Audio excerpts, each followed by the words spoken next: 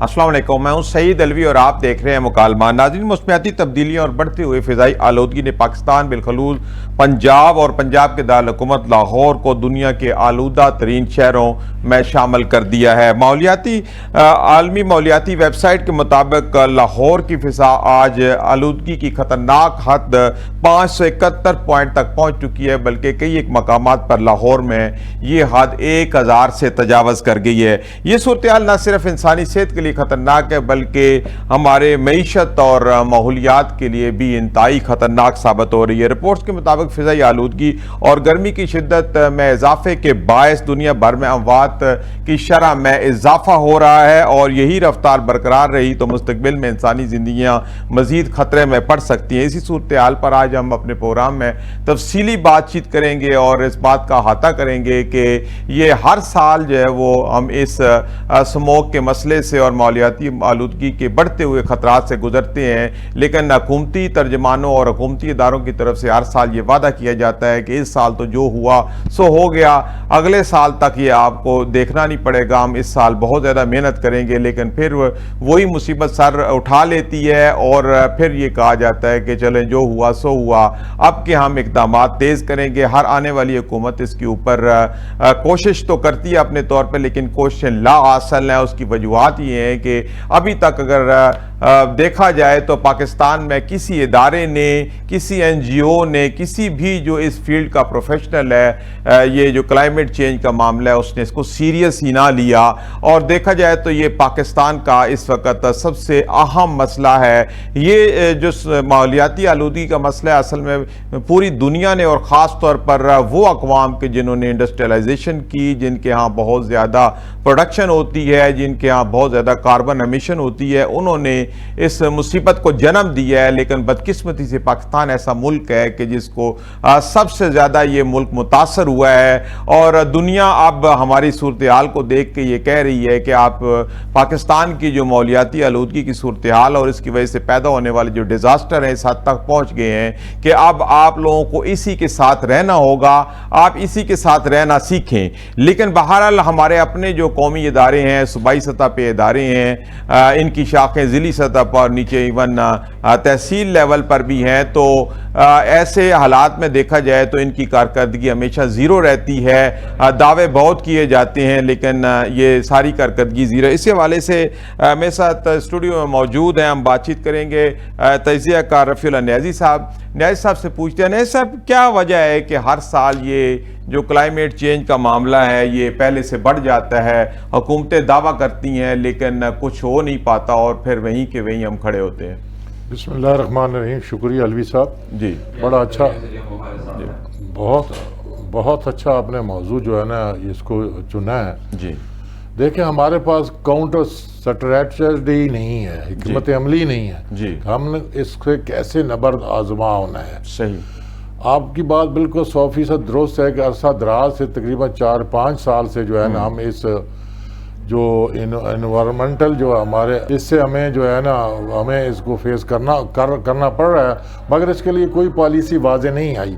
देखें, सबसे पहली तो बात यह है कि इन्वायरमेंटल जो सिचुएशन है इसमें सबसे पहले तो यह है कि आप ज़्यादा प्लांटेशन करें। सही, प्लांटेशन के बाद और जो गाड़ियां हैं इनको या तो फिर सोलर पे कन्वर्ट करें या इलेक्ट्रिक गाड़ियां जो है ना इलेक्ट्रिसिटी पे इसको कन्वर्ट करें। सही, और इंग्लैंड जो दूसरे मुल्क में देखें वहाँ भी इंडस्ट्रियलाइजेशन है, वहाँ पे जो कार्बन जो खारिज होती है उसके लिए उनके जो SOP है, जो मेजर्स हैं वो बड़े ज़बरदस्त हैं। सही, लेकिन पाकिस्तान में उस किस्म की SOP जो है वो अडॉप्ट नहीं की जा रही, जिसकी वजह से ये जो पोल्यूशन का इशू आ रहा है। और दूसरा ये है कि हमारा जो इसके लिए कोई जो वैक्सीन है मेरा ख्याल वो भी अभी तक नहीं आई होगी। सही, जो इसको जी बिल्कुल ठीक है न्याज़ी साहब, इसी हवाले से हम मज़ीद तफसीली बातचीत करें। मुझे माहौलियाती माहिरीन यासर दरिया और ज़िले उमा साहिबा ने ज्वाइन किया, आप दोनों को मुकालमा में खुशामदीद।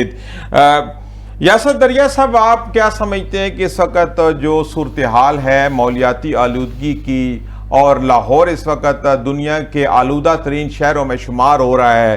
کیا وجہ ہے کہ ہم ہر سال ہمارے حکومتی ادارے وعدے تو کرتے ہیں لیکن صورتحال جو کی تو بھی نہیں بلکہ بڑھ جاتی ہے؟ ہر سال لاہور کے اندر جو سموک کا سیزن ہے انتہائی خطرناک ہو جاتا ہے، انسانی زندگیوں کا مسئلہ بن جاتا ہے، معیشت کا مسئلہ بن جاتا ہے، ذرائع ابلاغ کا مسئلہ بن جاتا ہے، آنا جانا بہت پرابلم ہو جاتی ہے، بچوں کے سکول جو ہے ان کی اوقات کار کم ہو جاتے ہیں، گویا زندگی کا ہر لمحہ اس سے جو ہے وہ ڈسٹرب ہوتا ہے. تو کیوں حکومتی ادارے اس پہ قابو پانے میں ناکام ہو رہے ہیں؟ بہت شکریہ. اصل میں مسئلہ اتنا آسان بھی نہیں ہے.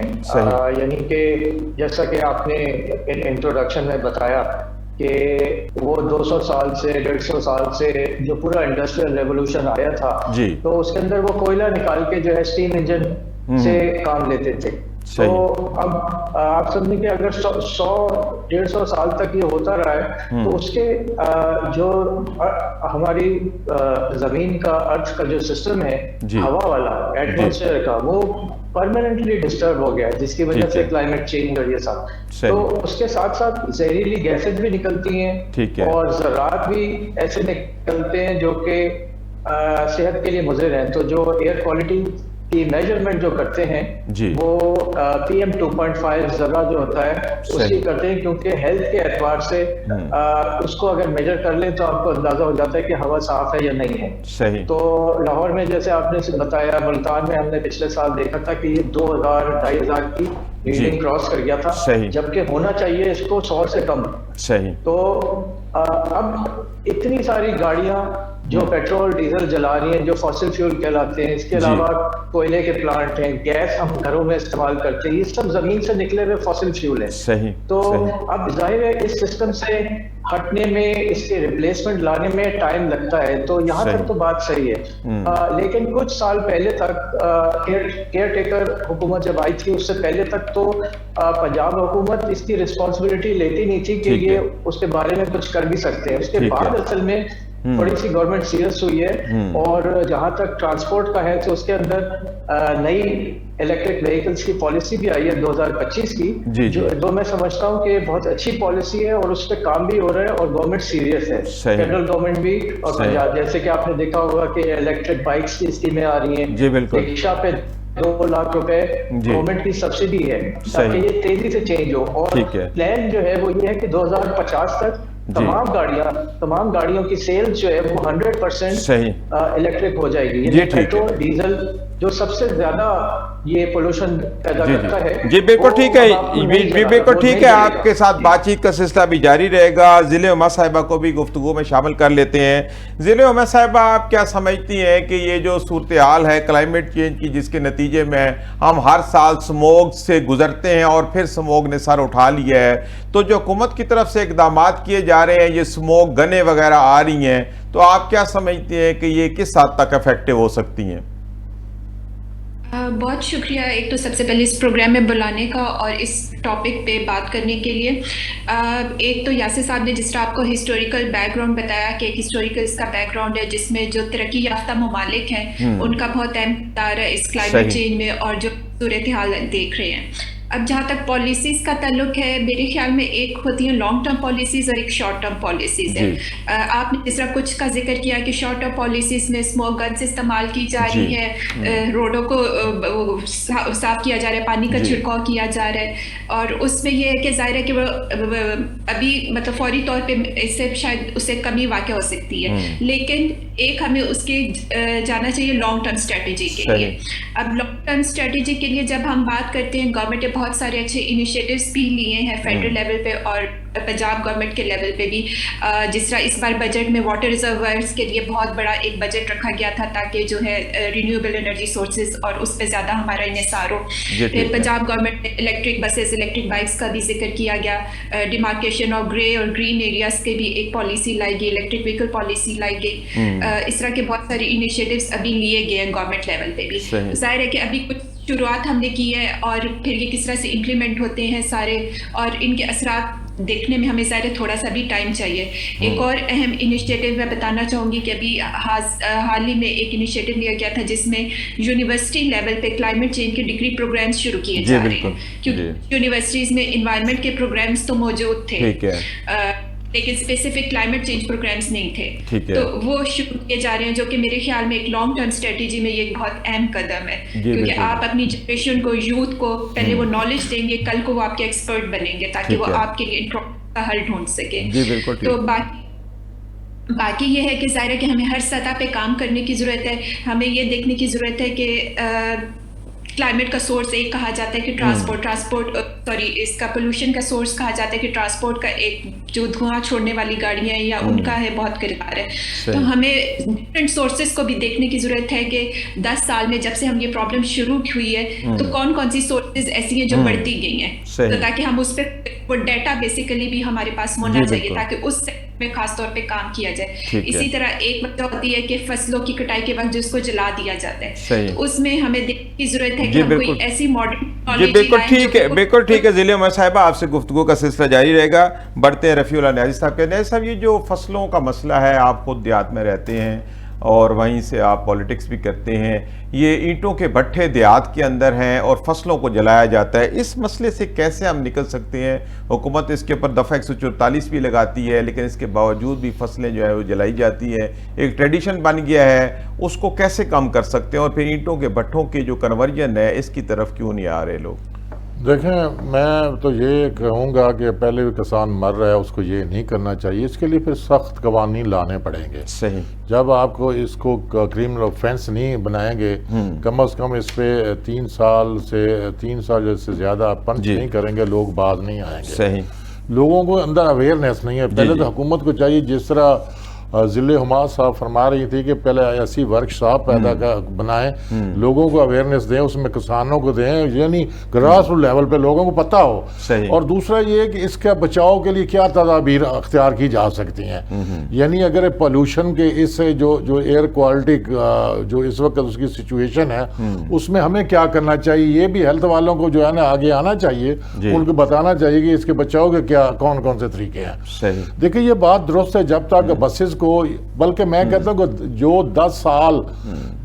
10 साल पहले के मॉडल की हैं, 10 साल जिसको हो गया, जो स्पेशली जो डीजल वाली गाड़ियां, उसको बैन करना चाहिए, लाहौर में नहीं आना चाहिए। सही।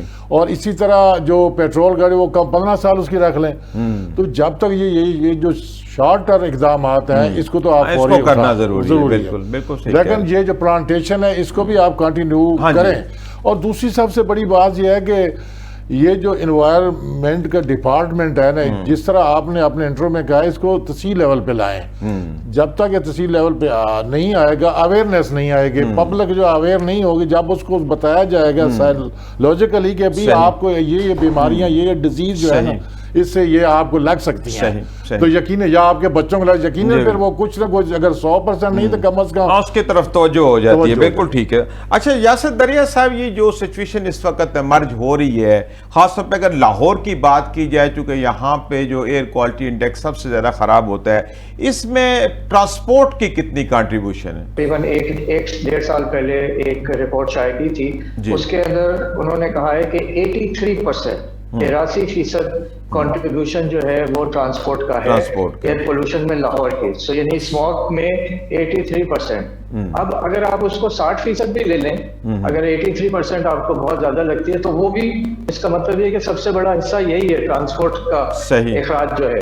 अब इसके अंदर होता क्या क्या है वो मैं थोड़ा सा बता देता हूँ ताकि वो मेडिकल से भी रिलेट हो जाए। तो इसके अंदर जो है आपकी सल्फर डाइऑक्साइड, नाइट्रोजन डाइऑक्साइड और इसके अलावा कार्बन मोनोऑक्साइड, ये गैसेस जो हैं वो जब पेट्रोल डीजल जलता है तो उसके साथ साथ निकलती हैं। ठीक है। और ये आपके सांस में, आप जब सांस लेते हैं तो वो आपके अंदर जाती हैं और ये जहरीली गैसेस हैं। तो एक नुकसान तो ये होता है। दूसरा नुकसान ये होता है कि जो बारीक जर्रात होते हैं, PM 2.5 जिसको कहा जाता है, तो ये जर्रात آپ کے بال سے بھی زیادہ باریک ہوتے ہیں، اور یہ جب آپ سانس لیتے ہیں تو یہ آپ کے ہر آرگن تک پہنچ جاتے ہیں، آپ کے خون میں چلے جاتے ہیں، آپ کے دماغ میں چلے جاتے ہیں، تو یہ اندر سے آپ کے سارے آرگنس کو افیکٹ کرتا ہے، یہاں تک کہ کینسر وغیرہ کا بھی اس سے ریلیٹ کیا جاتا ہے۔ اس کے علاوہ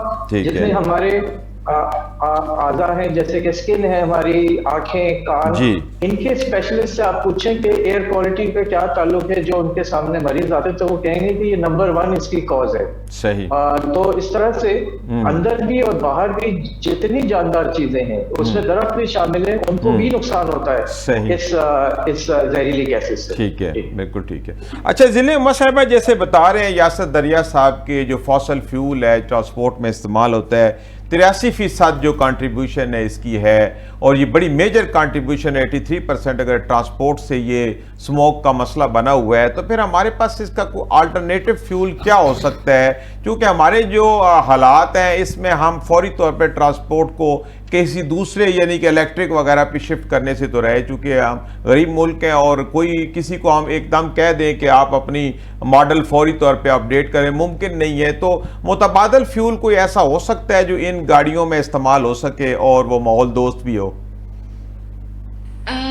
اس میں جس طرح سے آپ نے بات کی، ظاہر ہے کہ وہ سارے لوگ ایک دم سے تو وہ اپنی ٹرانسپورٹ نہیں چھوڑ سکتے۔ اس میں ایک تو پہلا یہ ہے کہ جس طرح ویسٹرن کنٹریز میں ہوتا ہے، آپ کا ٹرانسپورٹ سسٹم اٹسیلف بہت اچھا ہوتا ہے، ہر ایریا سے کنیکٹڈ ہوتا ہے۔ تو پہلے سب سے پہلے آپ کا وہ ٹرانسپورٹ سسٹم اتنا مضبوط ہونا چاہیے، کیونکہ اگر ایک بس سے میں ایک جگہ تک پہنچ بھی جاتی ہوں لیکن آگے سے پھر مجھے کوئی گاڑی کی ضرورت ہے، تو پھر میں اسے بہتر سمجھوں گی کہ میں اپنی ہی گاڑی لے کے جاؤں۔ اگر آپ کو ایک سستا اچھا ٹرانسپورٹ سسٹم ہو جو ہر ایریا سے کنیکٹڈ ہو، تو ڈیفینیٹ لوگ اس پہ سفر کرنا بھی پسند کریں گے۔ ایک تو اس کا یہ سولوشن ہے کہ ایسا ٹرانسپورٹ سسٹم ہو جو ہر جگہ سے کنیکٹڈ ہو۔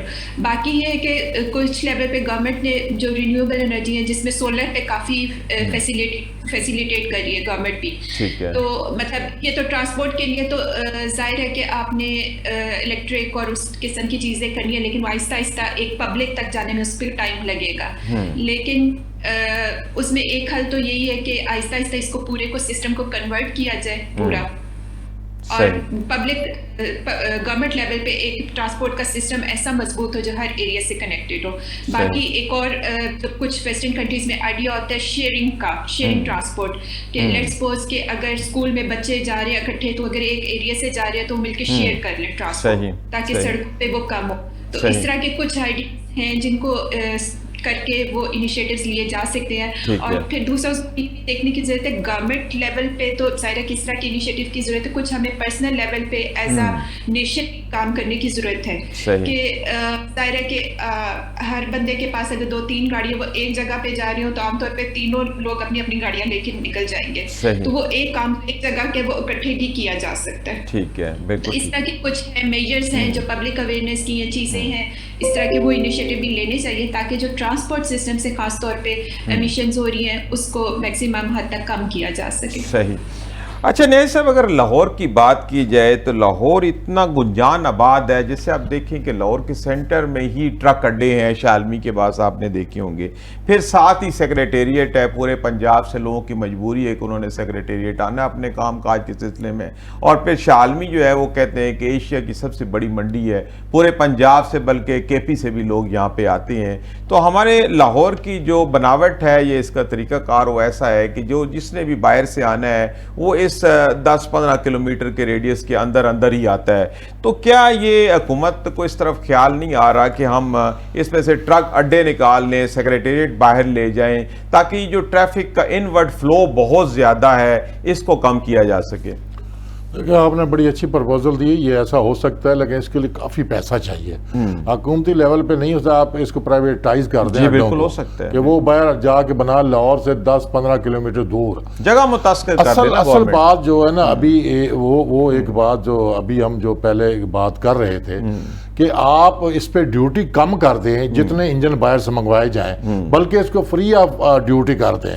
یقین کر رہے ہر 5 سال کے بعد 3 سال بعد لوگ گاڑیوں کے انجن چینج کریں گے، اور اس میں جس طرح یہ ہمارے دریات صاحب فرما رہے تھے 83% اگر پولوشن ان کی وجہ سے ہوتی ہے تو خدا کا خوف ایک ہی آپ بولڈ سٹیپ لے لیں, انجن جتنے بھی باہر سے امپورٹ کرتے ہیں اس پہ ڈیوٹی فری کر دیں, اور آپ کا کم از کم 83% تو یہ ختم ہوگا نا, تو پھر میجر تو لوڈ یہی ہے, میجر لوڈ تو یہی ہے.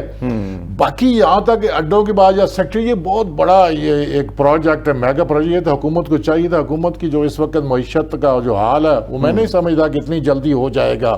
اس سے پہلے کہ اس کو بھی باہر نکالتے کم از بیش 10-20 سال, اور پھر جو اس کا افیکٹس ہوگا, اس کا جو اس وقت ہمارا پولوشن ہے, ایئر جو پولوشن ہے, اس سے تو کئی بیماریاں, کئی لوگوں کی جانیں جا سکتی ہیں. یہ شارٹ ٹرم اور فوری کرنے کا ہے. بہترین حل اس کا یہی ہے کہ آپ انجن جو ہے نا اس کو فری ڈیوٹی کر دیں, کوئی کسٹم کوئی نہیں, اور ہر ٹرانسپورٹ گینگ بھی دیکھیں جو ڈیزل انجن استعمال کرتا ہے, جیسے جب انجن نیا آئے گا اس کو کہیں کہ آپ 2 سال کے بعد انجن چینج کریں یا 3 سال بعد چینج کریں, تو اڈے بے شک ادھر رہیں, انجن چینج ہونے تو یہی بہت کافی ہے. صحیح. اچھا یاسر دریا صاحب, آپ کیا سمجھتے ہیں کہ انوائرمنٹ پروٹیکشن ایجنسی ہے, خاص طور اگر پنجاب میں ہم لاہور کی بات کر رہے ہیں چونکہ یہ شدت زیادہ لاہور کے اندر ہے, تو انوائرمنٹ پروٹیکشن ایجنسی کی طرف سے جو اقدامات اٹھائے جاتے ہیں کیا وہ ناکافی ہیں؟ کیا وجہ ہے کہ وہ پورا سال تو ہمیں کہیں نظر نہیں آتے, لیکن جب سموک کا ایسے ٹائم آتا ہے تو پھر ان کے سکارٹ باہر آ جاتے ہیں؟ اگر یہ پورا سال اپنے SOPs کے مطابق کام کریں تو ہم اس جو انوائرمنٹ کا ایشو ہے اس پہ قابو پا سکیں گے. بالکل آپ نے صحیح فرمایا. جو ہمارے قوانین موجود ہیں اس میں نیشنل بھی ہیں اور پنجاب کے بھی ہیں اور پھر دیگر دوسرے صوبوں کے بھی ہیں, اس میں سٹینڈرڈ ہے کہ ایئر کوالٹی جو آپ کی سڑکوں پہ آپ کے علاقوں میں جو یعنی اوپن ایریاز ہیں جو ایئر کوالٹی ہے, ایمبینٹ ایئر کوالٹی اس کو کہتے ہیں, تو اس کا کیا سٹینڈرڈ ہونا چاہیے. سو وہ جو ہے نا اس کے اندر درج ہوا ہے, مینشن ہوا ہے. اب کیا ہے کہ پچھلے سالوں میں حکومت نے اس پہ بالکل بھی توجہ نہیں دی ہے, تو آپ سمجھیں کہ ان سالوں میں وہ بڑھتا گیا یہاں تک کہ اتنی سیویئر اسموگ ہونے لگی اور پھر اسکول بھی بند کرنے پڑے, یہ سارا کچھ. تو اس میں سب سے پہلے کرنے کی چیز تو یہ ہے کہ ماسک ضرور پہنیں. جیسے کووڈ میں آپ نے دیکھا کہ اگر ہوا خراب ہے یعنی انفیکشس بھی ہے یا جیسے صاف نہیں ہے تو ماسک سے آپ اپنی حفاظت ضرور کریں, اسپیشلی وہ لوگ جو سڑک پہ ہوتے ہیں, بائک پہ ہوتے ہیں, اور کیونکہ دھواں سارا وہیں سے نکل رہا ہے زیادہ تر. تو اس میں اضافہ یوں کروں گا کہ پچھلے سالوں میں نا یہ جو EPA ہے, EPD ہے, یہ پہلے ڈیٹا بھی نہیں ہوتا تھا ان کے پاس. اب انہوں نے ڈیٹا لگا دیا ہے, ویب سائٹ پہ ڈیٹا آتا ہے اور اب وہ صحیح آنے لگا ہے. شروع کے سالوں میں ایون فیک ڈیٹا رکھنے لگے تھے, اور لیکن یہ کہ اب ڈیٹا ٹھیک ہو گیا. اس میں میں کہوں گا کہ ہمارے جیسے اور لاہور میں, اسلام آباد میں, کراچی میں دوسرے ایکٹیوسٹ لوگ ہیں جنہوں نے اس میں بہت کوشش کی ہے, جس کے بعد یہ عمل میں آیا ہے, کیونکہ پریشر ڈالا ہے تو یہ ہوا ہے, ورنہ یہ ہو نہیں رہا تھا. تو اس لیے ڈیٹا کا آ جانا اسی سے پتہ چلا ہے کہ یہ جناب اب, اور وہ سارے پرائیویٹ لگائے گئے, گورنمنٹ نے بعد میں لگایا ہے, اور یعنی پرائیویٹ لوگوں نے ایئر کوالٹی مانیٹر لگائے, تو انہیں اندازہ ہونا شروع ہوا ہے کہ جی یہ جیسے ٹیمپریچر ہوتا ہے اس طرح ایک نمبر ہوتا ہے جو آپ کو بتاتا ہے کہ ابھی پولوشن ہائی ہے کہ لو ہے. تو سب سے پہلے اویئرنیس کے یہی ہے کہ آپ کو یہ تو اندازہ ہو کہ ہے کتنی ابھی پولوشن ہے کتنا, تو اس کے حساب سے پھر آپ اپنی حفاظت کرتے ہیں. اور جب آپ کا ہزار سے اوپر چلا جاتا ہے جیسا کہ آج کل ہے, تو اس میں تو کھڑکی دروازے بند کر کے آپ کوشش کریں کہ باہر آپ کو جانا نہ پڑے, اور اگر باہر جائیں تو اس میں جو ماسک وغیرہ حفاظتی تدابیر کر لیں, اور دوڑے نہیں, ایکسرسائز نہ کریں, کیونکہ جتنا آپ سانس زیادہ لیں گے اتنا نقصان زیادہ ہوگا. بالکل ٹھیک ہے. اچھا ذلی عمر صاحبہ, آپ کیسے دیکھتی ہیں کہ حکومتی اداروں کی طرف سے جو اقدامات کیے جا رہے ہیں کیا یہ ناکافی ہیں, ان کو مزید بڑھانے کی ضرورت ہے؟ اور پھر ہم یہ جو جنرل آبزرویشن یہ ہے کہ پورا سال ان اداروں کی طرف سے کچھ بھی نہیں ہوتا, پھر جب یہ اسموک کا سیزن آتا ہے تو یہ تھوڑی بہت ایکٹیویٹیز شروع کرتے ہیں. جس طرح ہم پاکستان کا دیکھیں تو میرے خیال میں پاکستان ان ممالک میں سے جنہوں نے پہ کام کرنا شروع کر دیا تھا, جس طرح انوائرمنٹل پروٹیکشن 1997 1983 میں آیا تھا، جبکہ دنیا میں پہلے جو ارتھ سمٹ تھی یا کلائمیٹ چینج پہ پہلی جو انٹرنیشنل کانفرنس ہوئی تھی وہ 92 میں ہوئی تھی. تو پاکستان نے اس سے پہلے ماحول کو دیکھنا شروع کر دیا تھا حکومتی سطح پہ. اسی طرح جو ہے انوائرمنٹل پروٹیکشن ایکٹ ہے وہ 1997 میں آ گیا. تو بہت سارے لا اور پالیسی کی حد تک بہت ساری چیزیں ہم نے بہت پہلے کرنی شروع کر دی تھی. کلائمیٹ چینج بہت ساری پالیسیز اور انیشیٹوز وہ لیے گئے ہیں. اسی طرح جیسے اسموک کا ایشو آیا تو اسموک کی پالیسی بھی بن گئی. پرابلم ہمیشہ آتی ہے کہ شاید ہم اس حد تک امپلیمنٹ نہیں کر پاتے جتنی اس کی ضرورت ہوتی ہے. تو میرے خیال میں انیشیٹوز بہت سارے لیے جا رہے ہیں، لیکن ان کا یہ ہے کہ ظاہر ہے کہ پرابلم لاہور میں زیادہ ہے، لیکن ہے وہ پورے ملک کے لیے. کلائمیٹ کا ہو، انوائرمنٹ کا ہو، جن کا ہو، ہم اس کو جو بھی تو اس میں یہ ہے ہمیں ہر سطح تک وہ انیشیٹوز لے کے جانے ہیں تاکہ اس کا اوور آل امپیکٹ کنٹری پورے پہ ہو. اور اس کے علاوہ ظاہر ہے کہ ہمیشہ ایک جو ہسٹوریکل بیک گراؤنڈ ہے اس کا ابھی COP30 بھی ہونے جا رہی ہے نومبر میں، وہ اسٹارٹ 10-11 نومبر سے.